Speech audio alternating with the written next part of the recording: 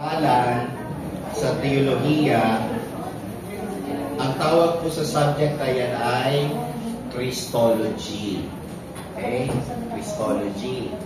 Pag si Mama Mary, Mariology. Si Brother Marvil ay Mariologist. Okay? Pag Holy Spirit, Pneumatology. Diba? Sosyal pakinggan.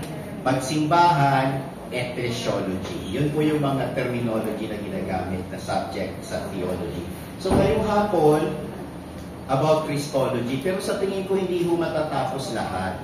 So titingin-tingin ko para mas pulido po yung ating pag-aaral tungkol sa Panginoong Jesucristo. No? Ang sinusundan po natin dito outline, yung Apostles' Creed. Diba? I believe in God, the Father Almighty, Creator of heaven and earth. Tapos na po yung topic na yon. Pag-aralan na natin tungkol sa Diyos, tungkol sa Trinity. Okay? Ngayong hapon, I believe in Jesus Christ, His only Son, our Lord, who was conceived by the power of the Holy Spirit, born of the Virgin Mary, suffered under Pontius Pilate, was crucified, died, and was buried. On the third day, He rose again from the dead. He ascended into heaven, and is seated at the right hand of the Father Almighty. From thence, He will come to judge the living and the dead. Period. Okay? So lahat po na yun, the articles of the creed are about the Lord Jesus Christ. Kung mapapansin ninyo, okay? Please listen para matuto po tayo. Kung mapapansin ninyo, yung presentation tungkol sa ating Panginoong Jesucristo ay napaka-historical. Anong ibig kong sabihin? Sapagkat tinukoy Tagapag-asa, Quezon City. Sapagkat tinukoy yung kanyang ina, born of the Virgin Mary. So ibig sabihin, talaga ipinanganak siya. Naging kaparehas natin. May nanay siya. Okay? At nabanggit yung panahon ng kanyang kamatayan, kung sino yung gobernador. He suffered under Pontius Pilate. Okay. Anong ibig sabihin natin dito?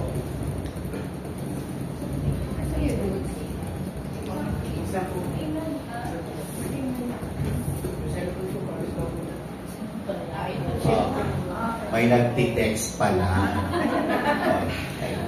Sagutin mo lang, where na you, here na me. Okay. O kaya, Japan. Just always pray at night.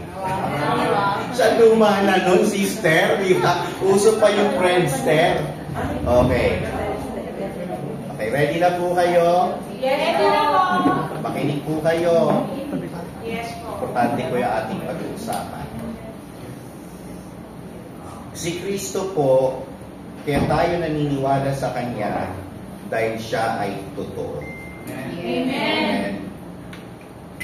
Si Kristo ay talagang umiral sa mundong ibabaw. Kaya tayo nananampalataya sa Kanya. Karamihan ng mga religiyon, yung mga kinikilala nilang Diyos, mga founder, katang-isip. Diba yung mga pagans, yung kanilang mythology, hindi naman nag-exist si Zeus. Hindi nag-exist yung mga Diyos-Diyosan ng mga Griego, ng mga Romano. Okay?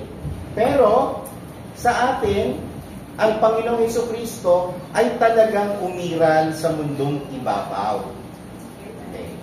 At pinapatutuhanan yan, hindi lamang ng ating pananampalataya. May mga historical records. Okay? May historical records. Nakatala sa kasaysayan ng tao. May isang Jesus na taga Nazaret na nabuhay sa mundo. In fact, sa sobrang influential yung kanyang pagkabuhay sa mundong ito, na ang ating kalendaryo ay nahati sa dalawa. Ganon yung impact niya sa kasaysayan ng sanlibutan. Ang panahon natin, ang kalendaryo, ay BC at AD. Tama? Before Christ and AD, Anno Domini, the year of the Lord. So ganun natin, tinitingnan ng kasaysayan, bago kay Kristo at mula nang dumating si Kristo. Ganun ang kanyang impact sa kasaysayan ng sangkatauhan. Amen? May mga hindi Kristiyano na mga historian. Siguro makahanap niya pag ginugol ninyo. Halimbawa, si Josephus, na nagsulat ng Antiquities of the Jews. He mentioned about Christ. Imagine, hindi siya Kristiyano, pero bilang isang historiador, may binabanggit siya tungkol kay Kristo. Hindi lamang Hudyo. Nandiyan si Herodotus, si Tacitus, at marami pang mga Romanong mananalaysay, mga manunulat, mga historiador, ang nagsabi na si Kristo ay talagang nabuhay. Amen? Kaya hindi pwedeng pasubalian ni naman, because even secular history proves that Jesus existed. Okay. And then, maliban dyan, walang isang tao sa mundong nabuhay na lahat ng hinula sa lumang tipan ay natupad, maliban kay Jesus na taga Nazaret. Amen? Lahat ng hula tungkol sa Mesiyas na nakasulat sa lumang tipan, isang tao lamang po ang ikinatuparan. Wala nang iba. Amen? O kaya talagang katanggap-tanggap ka panipaniwala. Maliban dyan, meron siyang mga naging alagad. Nung siya ay nangangaral, siyempre may mga nakikinig sa kanya. Tama? Ang iba doon, isinulat kung ano yung kanyang kasaysayan, kung ano yung kanyang aral, kung ano ang kanyang buhay, at tinawag natin niyang Ebanghelyo. 4 sa kanila. Si San Mateo, si San Lucas, si San Marcos, at si San Juan Evangelista. Meron pong written record ng kanyang mga alagad.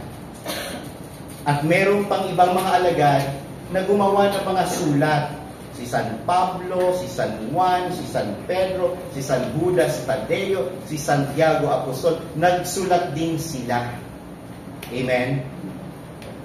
At kung babasahin ninyong Ebanghelyo, lahat ng mga nakatala doon na kasaysayan ay pinapatunayan ng arkeolohiya.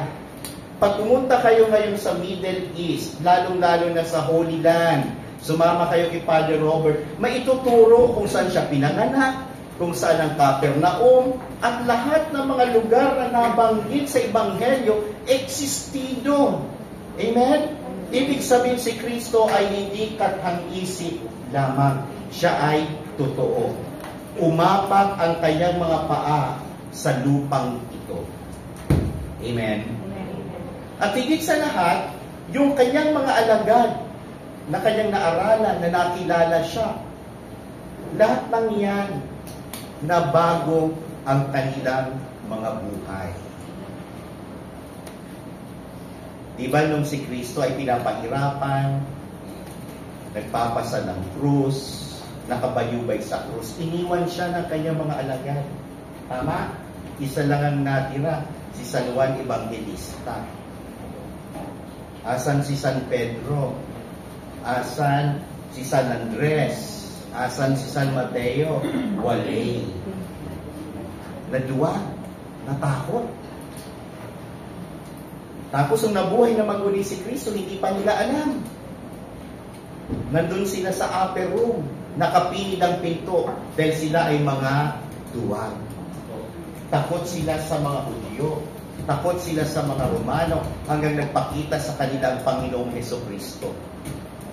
Pero nung nakita nila si Hesukristo, na muling nabuhay din ang kanilang pananampalataya, at sila ay naging matapang, hanggang ibinuwis nila ang kanilang buhay sa katotohanan na si Kristo ay buhay magpasawalang hanggan. Amen? Kaya ang dapat na totoong mananampalataya ni Kristo, imposible na hindi mababago ang buhay niyo. At patuloy na nababago araw-araw. Amen? Ganun ang kapangyarihan na taglay ng Panginoon. Siya ay buhay. At hanggang ngayon, pinabago niya ang sandaigdigan. Amen? Kaya tayo ay nananampalataya sa Kanya. May batayan ng ating pananampalataya. No? So yung ating pag-uusapan ngayong hapon ay tungkol sa kung ano ang pananampalataya ng sambayanang Kristiyano tungkol sa Panginoong Hesukristo. Base na rin sa kanyang pangangaral na inaral ng kanyang mga apostol at ng mga susunod pang salinlahing mga Kristiyano hanggang umabot sa atin sa kasalukuyang panahon. Amen? Amen. Amen. Kasi po, napaka-importante po yan sa Pinayan. Dito po nakasalig ang ating pananampalataya bilang Kristiyano. Kasi kagaya po na nasabi ko nung una, panahon pa ng Panginoong Jesus, may mga marites na. Diba? Sabi dito sa Kapitulo 16, versikulo 13, patuloy ng Mateo, ito po yung nangyari. Nang dumating nga si Jesus sa mga sakop ng Cesarea ni Filipo, ay itinanong niya sa kanyang mga alagad na sinasabi, ano baga ang sabi ng mga tao kung sino ang anak ng tao? Nagtanong si Kristo, survey says. Diba? Ano lang sabi ng mga tao tungkol sa akin, Abet? Pakisabi niyo nga sa akin. At kanilang sinabi, anang ilan, si San Juan Bautista. Ang ilan, si Elias. At ang mga iba, si Jeremias o isa sa mga propeta. Yun ang sabi ng tao. Doon sa sinabi ng mga tao, may tumama ba doon? Wala. Diba? Lahat ng sinabi ng tao, mali. Kaya huwag kayong magpapaniwala sa mga sabi-sabi. Huwag kayong magpapaniwala sa mga panlalait sa inyo, mga paninira sa inyo. Basta sinabi ng ibang tao, walang katotohanan yan. Amen? Dahil mas kilala ninyo ang sarili ninyo at higit sa lahat, kilala kayo ng Diyos. Amen? Noong pa hanggang ngayon ang marites nagkalat na, walang tumama ni isa sa kanilang sapantahan kung sino si Kristo. Hanggang ngayon ganyan din. Ang sabi ng iba, siya ang appointed Son of God. Sabi ng iba, si Kristo ay tao, hindi Diyos. Ang sabi ng iba, si Kristo ay isang guro. Ang sabi ng iba, propeta. Diba? Sabi ng mga Muslim, si Isa ay propeta, pero hindi Diyos at hindi anak ng Diyos. Diba? Ang dami mga marurunong na tao kinikilala si Kristo bilang pantas dahil sa kanyang pangangaral. Pero lahat ng yan ay tinimbang, ngunit kulang. May katotohanan, tama, si Kristo propeta, si Kristo ay pantas, pero hindi yun ang kabuuan kung sino siya. Kaya masasabi natin, tinimbang, ngunit kulang. Importante ang buong katotohanan tungkol sa Panginoong Hesukristo. Walang labis, walang kulang. Amen? At tapos, eto pang sabi, kanyang sinabi sa kanila, datapwat ano ang sabi ninyo kung sino ako? Si Kristo ngayon ang tinanong yung kanyang mga alagad, who do you say that I am? Brothers and sisters, this is a Christological question. Ibig sabihin, dapat tama yung ating sagot kung sino si Kristo sa ating buhay. Amen? Ang tanong na ito, who do you say that I am, is addressed to each and every one of us. Dahil dyan magsisimula ang ating pakikipagrelasyon sa Kanya kung kilala talaga natin si Hesukristo. Amen? At sumagot si Pedro, ang sabi, ikaw ang Kristo, ang anak ng Diyos na buhay. At sumagot si Jesus at sa kanya'y sinabi, mapalad ka, Simon Bar-Jonas, sapagkat hindi ipinahayag sa iyo ng laman at ng dugo, kundi ng aking Ama na nasa langit. Ang sagot ni Pedro, ikaw ang Kristo, ang anak ng Diyos na buhay. Amen. Amen. Amen. May kanya-kanya siguro tayong sagot. Depende kung anong ikinasi sa atin ng Diyos Ama. No? Sana yung sagot na yan ay tama. Si Kristo ay Panginoon. Si Kristo ay Hari. Kaya dapat siya maghari sa ating buhay. Maghari sa ating bayan. Iwaksi na yung pandalamang sa kapwa. Pagnanakaw ng pinaghirapan ng buwis, ng mga guro, ng mga empleyado ng gobyerno, at ng mga ordinaryong kawani ng pribadong sektor. Let us put Jesus back where He belongs. Amen? So ngayong hapon, ito po ang ating topic. Uunahin ko yung tungkol sa divinity of Christ. Dahil ito po ay isang dividing issue between real Christians and false Christians. Between Catholics and the Iglesia ni Cristo and the Jehovah's Witnesses and the Mormons. Amen? Yung title ko po dyan, present ko po yan sa Master in Pastoral Ministry. Divinity of Christ, Christ, God, investigated through. Nangopya po ako. May pinalitan lang po akong salita. Ang pinanggayahan ko po ay si K.R.T. Manalo. Si Eranio Manalo. Pangalawang tagapamahalang pangkalahatan ng Iglesia ni Cristo. Dahil ang kanyang libro na kanyang sinulat ay pagpapababa sa dangal ng Panginoon. Dahil hindi niya tanggap na si Cristo ay Diyos. Si Cristo ay tao. Ngunit yung kanyang ama na si Felix, Angel. Ang title niya sa kanyang libro, ng kanyang kasuklam-suklam na libro, ay Christ God Investigated False. Itinama natin. Christ God Investigated True. Kaya pakinggan niyo po ang ating pangangaral sa hapong ito, mga kapatid. Tingnan natin, mga kapatid. Next slide, please. Wala po tayong tutol sa katotohanan ito na si Kristo ay tao. Walang Katoliko ang magsasabi na si Kristo ay hindi tao. Kaya sumasang-ayon tayo sa Iglesia ni Cristo at sa lahat ng mga naniniwala na si Kristo ay tao. Dahil siya talaga ay totoong tao. Okay? Ang Iglesia Katolika ay nananampalataya at itinuturo na si Jesucristo ay totoong tao. Hindi lamang totoong tao, kundi perpektong tao. Kung ano ang tao, ganun si Kristo, maliban sa isang bagay. Wala siyang kasalanan. Amen? He is human in all things like us, except sin. Paano naman naging tao si Kristo kung wala siyang kasalanan? Masyado na hong naabuso yung ganung pananalita na sensya na, tao lang, nagkasala kasi tao lang. Ilang beses yun na ba nagamit niya na palusot.com.ph. Di ba? Pagnilayan natin, ang kasalanan ay hindi bahagi ng ating pagkatao. Lagi kong sinasabi yan. Dahil nung tayo ay ginawa ng Diyos, meron na ba tayong kasalanan? Wala. Pero tayo ay tao nung wala tayong kasalanan.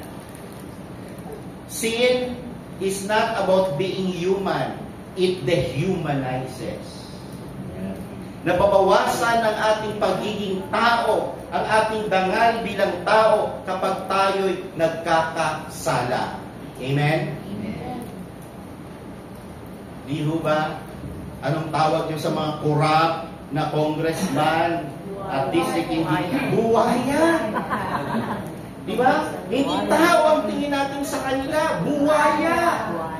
Because the sin of corruption is a part of our being human. It destroys our humanity. Amen? Anong tawag nyo sa kaibigan nyo na sinulot yung boyfriend nyo? Ahas! Dahil hindi gawain ng totoong kaibigan na mang-agaw ng jowa, ng may jowa. Ang gusto niya ng jowa, humanap siya. Amen? Oh. Merong nagre-react. Experience. Di ba? So, ang sinasabi natin dito, si Kristo ay perpektong tao. As human should be. Dahil ang Diyos nang naglalang ng tao, walang kasalanan. Amen? That's why the Lord Jesus is true man, totoong tao, perpektong tao. Dahil siya ay anak ng tao at anak ni Maria, the Son of Man, the Son of Mary, therefore consubstantial with us according to His humanity. Amen? Amen. Next slide. Si Kristo ay pinanganak ng Birheng Maria. At ang Birheng Maria ay kapatid natin. Dugo ng ating dugo, laman ng ating laman, buto ng ating buto. Dahil si Kristo ay pinanganak ng kapatid natin, siya ay kapatid natin. Amen? Si Kristo ay kapatid ng bawat isa sa atin. Dahil katulad natin, siya rin ay tao. Kaya, naiintindihan niya kung anong ating mga saloobin, ang ating mga karanasan, ang ating mga pinagdaraanan, dahil siya ay kapatid natin. Napakagandang pagnilayan, mga kapatid.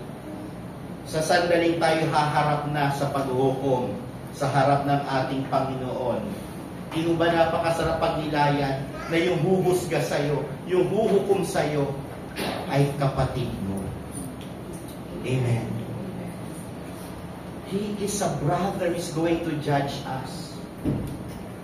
At paiiralin niya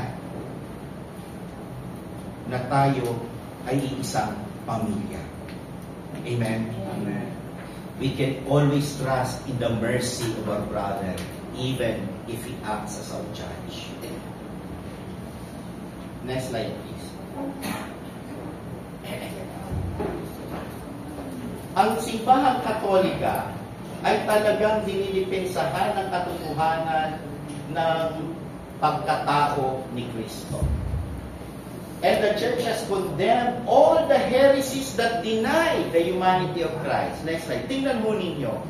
Ang unang mga heresy, pag sinabing heresy, mga hidwang pananampalataya, mga erehiya, na mga itinuturo ng mga heretiko, ay may kinalaman sa pagtatwa ng kanyang pagkatao, hindi ng kanyang pagkadiyos. Pakisabi yan sa Iglesia ni Cristo.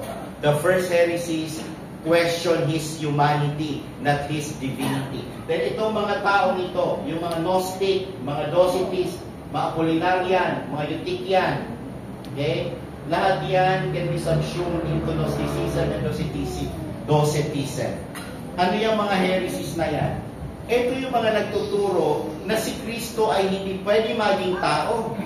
Dahil si Kristo daw bilang Diyos ay hindi pwedeng maging tao dahil ang tao ay gawa sa katawan, gawa sa flesh and blood, material, at ang material ay marumi. Hindi pwedeng marumihan ng Diyos.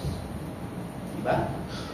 So, hindi totoong tao si Kristo. Nagkukunwari lang siyang tao. Tama ho ba yun? Hindi. Dahil si Kristo ay totoong tao. Kaya nilabanan ng simbahang Katolika. Mali yan. At sinasabi ng simbahang Katolika, ang ating katawan ay hindi marumi. Kahit hindi ka maligo ng isang linggo, magkakalibag ka lang. Pero ang katawan mo ay hindi masama. Amen? Our body is created by God. A human person is an integrated whole. Katawan at kaluluwa. Amen? Kaya the theology of the body, we affirm the sacredness of the human body dahil ito ay nilalang ng Diyos. Amen? Minahal niya yan. At yan ay ginawang templo ng Espiritu Santo.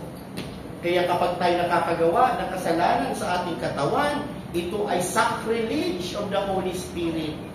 Amen? Because our human body is holy. Even marital love is a sacrament. It is holy. Amen? So, hindi pwedeng maging marumi o masama ang ating physical body because God created it. Jesus saved it in the Holy Spirit. made it as its own temple. Amen? Okay. Next slide. Kaya po, maliban sa pagdepensa natin sa katotohanan na si Kristo'y tao, ang simbahang Katolika din ang number 1 na naninindigan sa dangal ng bawat tao. Amen? We defend humanity. Sa panahon ngayon, sasabihin, hindi naman ika-Kristyano yan hindi naman Muslim yan, Buddhist yan, o kung ano pa man. Hindi natin kapatid yan, huwag natin pakialam, huwag natin tulungan. Wala tayong ganong kaisipan. Pag tayo ay binabagyo, pag tayo binabaha, kung sino man ang nagugutom, pinapakain. Kung sino man ang giniginaw, binibigyan ng damit. Amen? Hindi natin tinatanong, kapatid ka ba? Ang tanong natin, kapatid, nagugutom ka ba? Madali maging tao, mahirap magpakatao. Yung pagpapakatao nga, hindi na natin magawa. Yung pagpapaka-Kristiyano pa kaya. Amen? Dinidepensahan natin ang karapatang pantao. Kinukundina natin ang extrajudicial killings. Kinukundina natin ang kawalan ng katarungan sa mundo. Lahat ng mga filosofiya na pinapababa ang kahalagahan ng tao, ang komunismo, ang terorismo, lahat ng yan, kinakalaban natin yan. Dahil ang gusto natin, tayo ay mapangalagaan dahil tayo may dignidad. Ang bawat isa sa atin ay anak ng Diyos. We are created in the image and likeness of God. Amen? Next slide, please. Pero, bagamat tanggap natin na si Kristo ay tao, dahil siya ay may human nature. Ano ibig sabihin ng nature? Kalikasan. Si Kristo ay likas na tao. Pag pinag-usapan ng kalikasan, may kinalaman yan sa kakayahan. Ako ay may human nature dahil ako ay nagugutom. Si Kristo ba nagutom? Yes. Yes. Ang tao, likas sa kanya, mapagod. Amen? Pagod na pagod. Diba? Totoo yan. Si Kristo ba napagod din? Yes. Napagod, nakakapo. Isa lang ang hindi niya kinapaguran, ang mahalin tayo. Amen. Sana hindi rin kayo mapagod magmahal. Radikal ang magmahal. Okay? So lahat ng karanasan ng tao ay naranasan ni Kristo, maliban sa sinabi ko kanina, ang gumawa ng kasalanan. Kung si Sister Fel tatanungin, si Kristo ay hindi nakagawa ng kasalanan. Wala dito yung favorite ko. Okay. Alright? So, ngayon naman, si Kristo ay Diyos.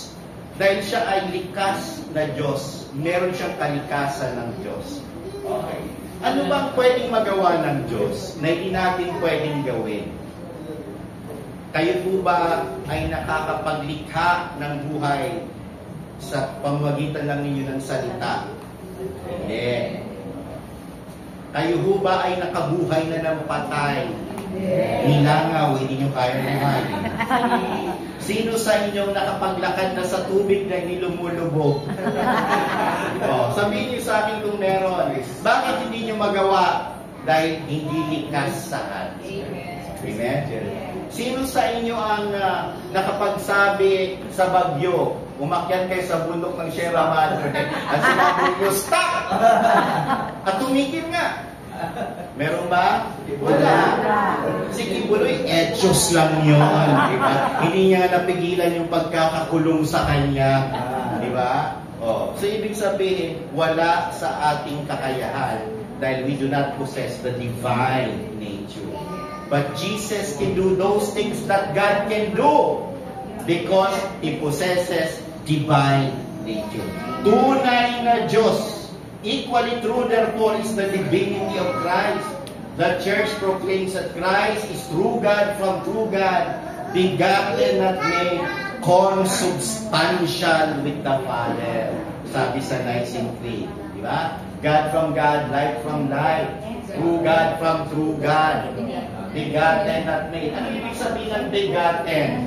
Walang kinalaman yan sa timbang. Bigatin mo. Kaya yung estado mo sa buhay. O, di ba kung mayor ka, bigatin ka. Yung boyfriend mo, halimbawa, engineer, bigatin mo. Paldo ka dyan. So, ang ibig sabihin po ng begotten, as opposed to made, kasi lahat po ng mga bagay na nilalang ng Diyos, gawa. Yung ilong mo na dati pango, tumangos gawaya.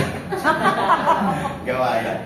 So, ibig sabihin, kung sino yung gumawa at yung ginawa, magkaiba yung kanilang kalikasan.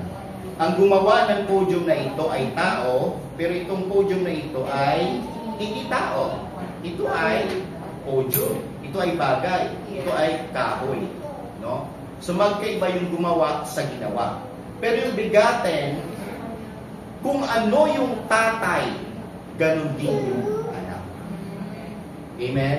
Kaya si Kristo ay the only begotten of the Father. Wala nang ibang inianak ang Diyos Ama maliban kay Kristo, Panginoon natin. Kung ang Diyos Ama, ang kanyang kalikasan ay Diyos, ano ang kalikasan ng kanyang anak? Diyos. Amen? Dahil kahit kailan, ang isang baboy ay hindi pwedeng manganak ng kuting. Tandaan niyo yan. Amen? Nalala ko tuloy si Inday Badiday. Napakahilig niya sa mga kwentong walang katuturan. Yung nanganak ng dalag. Napanood niyo yun sa Eye to Eye. Wala na, nakakaalala niyo. Kami na lang nagkukunyaripan. Diba? Hindi pwede yung mangyari yun. Kung ano yung magulang, ganun din yung anak. Si Kristo ay bugtong na anak ng Ama. Kung ano ang Ama, ganun si Kristo. Ang Ama baga ay Diyos? Opo. Di yung kanyang anak ay Diyos. Si Kristo din ay bugtong na anak ni Maria. Si Maria ay tao. Si Kristo baga ay tao? Opo. Amen. Consubstantial with the Father as to His divinity. Consubstantial with us as to His humanity. Okay? Next slide. Therefore, Jesus is true God, perfectus Deus. Okay. While He is true man, totoong tao, perfectus homo, but He is also true God, perfectus Deus. Kaya ang tawag natin kay Kristo, He is the God-man. Ang Diyos na tao. Or ang taong Diyos, kung anong gusto nyo. Huwag na kayong mangulit kung yan ay chocolate o gatas. Okay? Milk na choco. Okay? Ganun talaga yan. He is the God-man. Ang tawag yan, Theanthropos. Okay? But, dalawang kanyang kalagayan, kalikasan, tunay na Diyos siya, tunay na tao. Pero ilan si Kristo? Isa. Isa ang kanyang persona. At ang kanyang persona niyan ay personang Diyos. The second person of the Blessed Trinity, which I discussed. Okay? Bakit second person? Kasi yung first person, yung Ama. Second person, yung anak. Bakit may first? Bakit may second? Okay? For all eternity, God, being God, knows Himself. Kilala ng Diyos ang kanyang sarili. That knowledge of God is alive. That knowledge of God is perfect. That knowledge of God is a person. We call it the Word. Amen? And that Word is the second person of the Blessed Trinity, the perfect image of an invisible God. Amen? Nung nakita, nung first person, nung Ama, yung kanyang anak, ito'y lubhang kaibig-ibig. Nung nakita ng anak, yung Ama ay lubhang kaibig-ibig. At yung pag-ibig ng Ama sa anak, at ang pag-ibig ng anak sa Ama, ay perpekto. Dahil yan ay perpekto, yan ay buhay. Yan ay isang persona. Ang tawag natin dyan ay Espiritu Santo. Amen? Galing sa Ama at Anak, proceeding from the Father and the Son, because that is the nature of love. Love is not love until it is shared and given away. Amen? Okay. So, the Catholic Church condemns and will continue to condemn all heresies that deny the full deity of Jesus Christ. Arianism. Kala nyo, si Felix Manalo lang ang unang nangaral niyan, hindi ho. Ano na ho yan?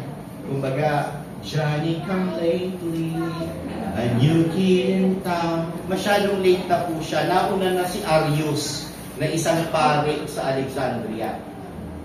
Ang sabi niya, yung anak ay hindi katulad ng ama. There was a time when he was not.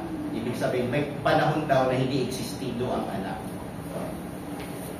Eh di ba sabi ng Biblia, ang anak, si Kristo, ay ang kapangyarihan at karunungan ng Diyos? Tama ba ako? Amen. Basahin ko na nga lang dito. Baka sabi ko lang tayong talata. Okay. Anong sabi sa unang Korinto?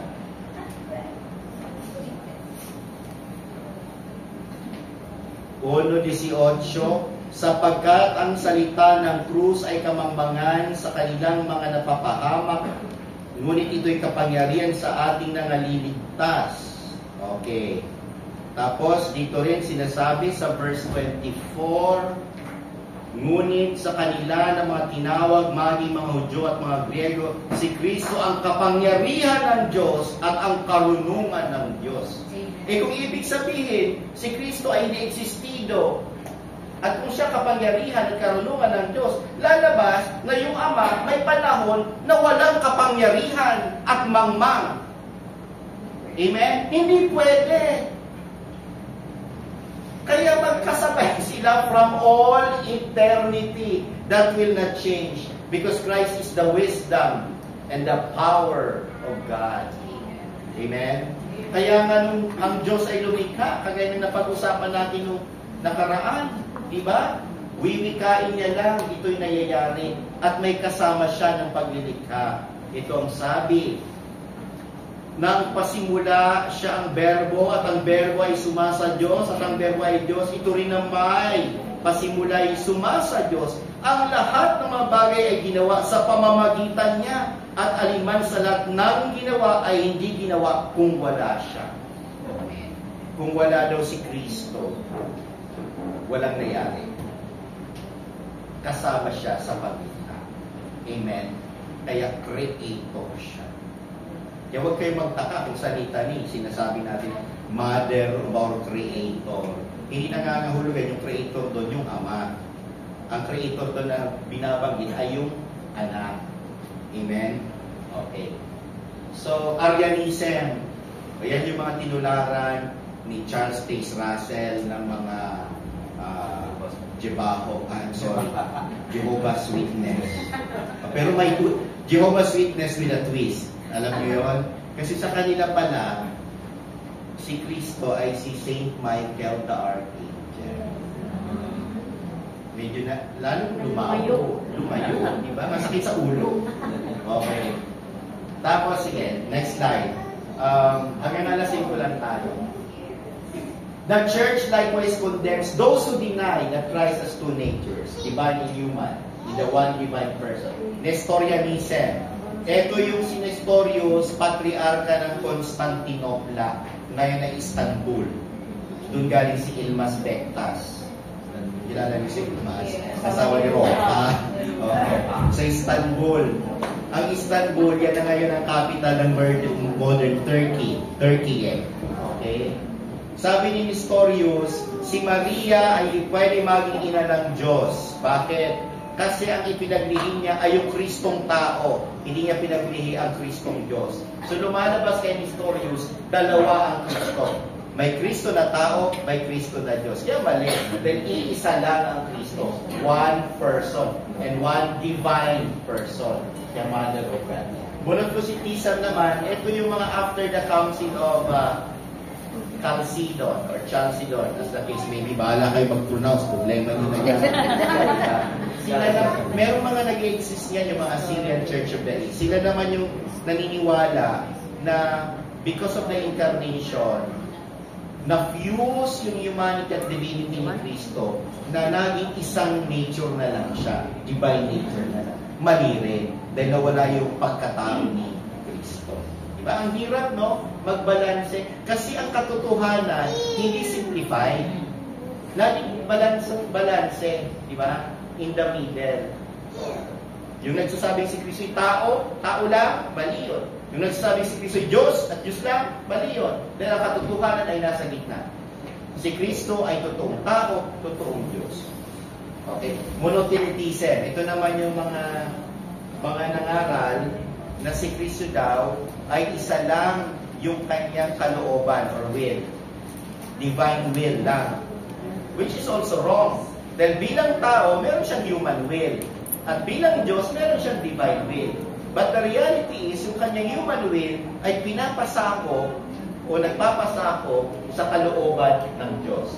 Kaya nakita niyo si Kristo nung sa nasa halamanan, nagdadasal siya sa Ama, Father, let this cup pass from me, not as I will. Ibig sabihin, meron siyang sariling will. Not as I will, but as you will.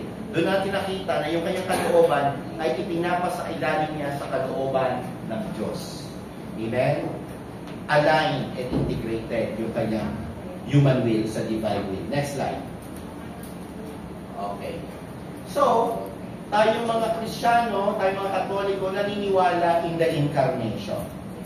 Ito ay talagang kagila-gilalas na katotohanan na hanggang ngayon talagang it's hard to understand. Bakit ang isang napakamakapangyarihang Diyos ay pipiliin niya na maging sanggol, na mawalan ng kapangyarihan, na magpakasakit, na traidorin ng kaibigan, na ipapatay bilang isang pusakal na kriminal? Bakit niya tatanggapin yan? Ni si Duterte nga hindi niya matanggap. Who is this stupid God? Di ba sabi niya, kung ako, Diyos ako, ba't ako magpapapako? May point siya doon. But it has not gotten an answer. Kulang ang ginawang pangangaral ng Ateneo de Davao sa kanya.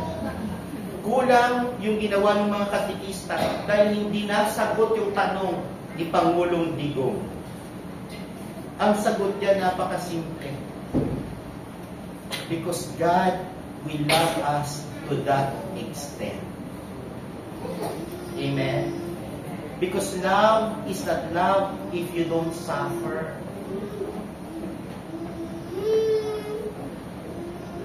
The basis of the incarnation is precisely because God loves us.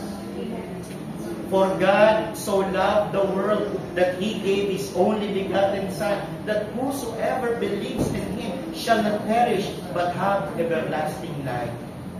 Amen? Amen. Okay, next slide please.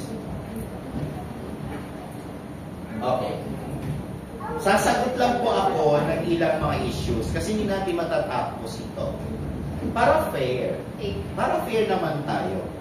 Kung saan nanggagaling, ang tawag ganyan ng mga kabataan, anong hugot mo, te? Tingnan natin kung anong hugot ng Iglesia ni Cristo, kung saan sila nanggagaling. Ang sabi ng Iglesia ni Cristo, kasi sa atin, and the Word was made flesh and dwelt among us. Napakaganda nito. Pag dinadasal natin sa Angelus, yumuyuko pa tayo. Kasi yan talaga yung katotohanan na napakatindi, diba? Napaka-stupendous of how God would become one of us. Sabi dito sa verse 14, chapter 1 ng John. And the Word was made flesh and dwelt among us, and we beheld His glory, the glory as of the only begotten of the Father, full of grace and truth. Tapos sa verse 18, no one has ever seen God at any time. The only begotten Son, which is in the bosom of the Father, He has declared Him. Diba? Ang paliwanag ng INC, yung salita daw na binabanggit sa John chapter 1 verse 1 hanggang 14, patuloy, yaon lang naman ay panukala. Hindi yun tao, hindi yun persona, hindi yun Diyos. Yun ay panukala ng Ama, ika. Walang pinagkaiba yun sa isang engineer na taga-DPWH. Buti pa nga yung engineer na gumagawa ng plano, yung taga-DPWH hindi na, ghost project kasi. Di ba yung mga architect, bago gumawa ng bahay, or engineer, meron silang plano. Yung salita daw na yun ay plano ng Diyos.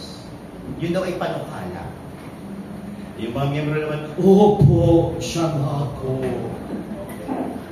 Pero magtanong kayo, kung yung salita na binabanggit yan ay panukala lamang, plano lamang, parang blueprint ng isang arkitekto, bakit sinabi niya sa Lucas 10:18, nakita ko si Satanas na nahulog mula sa langit na parang lintik? Diba? Meron bang plano na nakakakita? Remember, Satan fell like lightning from heaven bago pa nilalang ang mundo. Pero sabi ni Kristo, nakita ko si Satanas na nahulog mula sa langit na parang lintik na walang gante. Ibig sabihin, nandun siya. Nakita niya. Di ba? Yung spectacle na yun ng rebellion ng kudeta sa langit. O, hindi pwedeng plano lamang. Amen? Isip-isip tayo. Tapos eto, sabi ng mga Hudyo sa kanya, wala ka pang 50 years old katulad ni Brother Marwil. Ngunit sinasabi mo, nakita mo na si Abraham. Ilang libong taon nang namatay si Abraham. Tapos ikaw, wala ka pang 50, 33 ka lang. Tapos sasabihin mo, nasaychiwak mo na si Abraham. Diba? Ano sabi ni Kristo sa kanila? Katotohanan na sinasabi ko sa inyo, bago si Abraham ay ako nga. Amen? Existido na siya, wala pa si Abraham. Kaya nagalit sa kanyang mga Hudyo, gusto siyang batuhin. Dahil sabi nila, ginamit niya yung mga katagang I am. Yung I am na yan ang pangalan ng Diyos. Amen? Kaya babatuhin siya ng mga Hudyo. Inder na kami sa iyo. Sasabihin mo, ikaw na tao, ginagawa mong sarili mong Diyos. Kaya kung buhay si Felix Manalo ng panahong yan, nakipulot ng bato para batuhin si Kristo. Mag-isip kayo. Hindi ako namamaratan, facts yan. Okay? Tapos, si Kristo mismo sabi niya sa Ama, Ama, luwalhatiin mo ako, kaparis ng kalwalhatian, nakasama mo mula pa ng lalangi ang mundo. Hindi pa nilalang ang mundo, may kalwalhatian na yung anak, kaparis ng kalwalhatian ng Ama. May plano bang may kalwalhatian? Wala. So eto, lalabas na palusot lamang ng Iglesia ni Cristo yung pagsasabi na yung salita ay panukala. Masyado nilang ibinaba ang Panginoong Heso Kristo. Amen? Blasphemy. Heresy. Mga infieles, di ba pa? Philippo Friday. Mga heretes. Mga Filibusteros. Okay. Next slide. Isa pa. Mga kapatid, seryoso pong usapin ito. Kahit ako minsan nagpapatawa para hindi kayo antukin. Pero seryoso po ito. Kasi ayon po sa banal na kasulatan, yung pagtatwa sa pagkakatawang tao ng Diyos, naririyan ang diwa ng Antikristo. Sino baga aring Antikristo na are? Sabi mismo ng banal na kasulatan, 1 John chapter 4 verse 3. Nagpaalala na. Okay? Simulan ko sa verse 2. Dito'y nakikilala ninyo ang Espiritu ng Diyos. Ang bawat Espiritong nagpapahayag na si Jesucristo ay naparitong nasa naman ay sa Diyos. Ayun. Amen? At ang bawat Espiritong hindi ipinahahayag si Jesus ay hindi sa Diyos. At ito'y sa Antikristo na inyong narinig na darating at ngayon nasa sanlibutan na. Yan daw po ang Antikristo. Pakipansin po nung talata. Ang sinabi dito, ang lahat ng mga espiritong nagsasabi na si Kristo ay hindi nagsalaman ay ang espiritu ng Antikristo. Ang sino daw na nangangaral, nagsasabi na yung Kristo ay hindi nagsalaman ay Antikristo. Tanong, kung si Kristo'y tao lamang, amen, kung si Kristo ay sa simula pa tao, wala siyang kalagayan bilang Diyos, hindi siya kalawang persona ng Diyos, magsasalaman kaya siya? Hindi, dahil dati na siyang laman. Bakit magkakatawang tao kung dati na siyang tao? Amen? Why would he go to become a flesh if he is already flesh? Diba? It doesn't make sense. So, ibig sabihin, dahil siya ay tunay na Diyos mula sa umpisa, nagkatawang tao, naging tao, yan ang may espiritu ng Diyos. Pero yung nagsabi na tao na at hindi nagkatawang tao, yan ay ang espiritu ng Antikristo. Amen? Okay. Next slide. Ay, mukhang maganda ito next meeting, ano. Gusto ko kasi itong, matagal na kasi nang ipinadala ko ito eh. Oh. Tatlo kasi na paboritong teksto ng Iglesia ni Cristo. Akala nila wala tayong ribata. Hello. Ayan. So, mga kapatid, magpapasalamat na muna ako. Ayaw ko namang ubusin yung oras ninyo. Magkikita pa naman tayo sa Disyembre, tamang-tama, about the Lord Jesus pa naman, dahil incarnation ang pinag-uusapan. So, we will have more time to discuss this topic. Pagpalain po kayo ng Panginoon.